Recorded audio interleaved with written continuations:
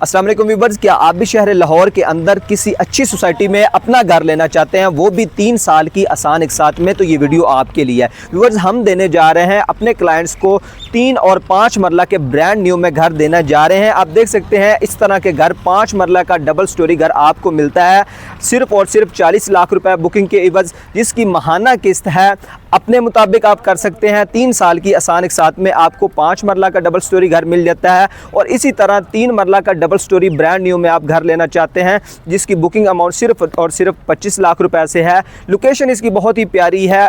ठोकर नियाज बेग से आते हैं, मुल्तान रोड मोहल्लन वाल स्टॉप मेन के ऊपर आपको ये वाली सोसाइटी मिल जाती है, अली हाउसिंग सोसाइटी। सराउंडिंग में बहुत बड़े बड़े प्रोजेक्ट्स हैं, उनकी सराउंडिंग में आपको ये वाली सोसाइटी मिल जाती है। बहरिया टाउन, जुबली टाउन, सुखचैन की सराउंडिंग में ये वाली सोसाइटी मेन मुल्तान रोड के ऊपर इसका गेट है। LD से प्रूफ सोसाइटी के अंदर हम देने जा रहे हैं। तो व्यूअर्स, देर ना करें, बायो में नंबर है, रब्ता करें, आपको मुकम्मल डिटेल फराहम कर दी जाएगी।